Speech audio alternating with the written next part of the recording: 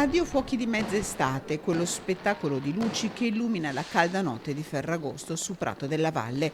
Causa coronavirus, l'amministrazione ha creato la Notte Magica, musica che dalla sera del 14 agosto è in piazza Garibaldi per poi ampliarsi in altre 6 zone del centro storico di Padova. Oltre a questa stazione radio in piazza Garibaldi ci saranno 6 postazioni DJ sparse per il centro, proprio per creare un'atmosfera suggestiva per chi vorrà passeggiare, sorseggiare qualcosa, mangiare fuori nella sera del 15. Ovviamente il tutto si farà nel pieno della sicurezza con i necessari controlli. Ci saranno queste 6 postazioni in giro per il centro di Padova, tutte quante con la security privata.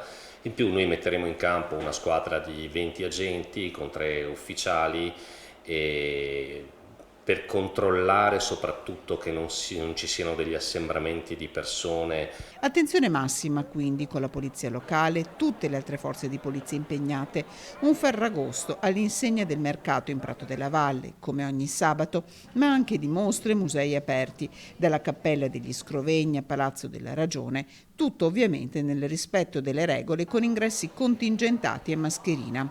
Ferragosto con iniziative in tutta la provincia, dalle fontane danzanti di Watering Time a Montegrotto alla possibilità di godere del camminamento di ronda lungo le storiche mura fino al tramonto a Cittadella.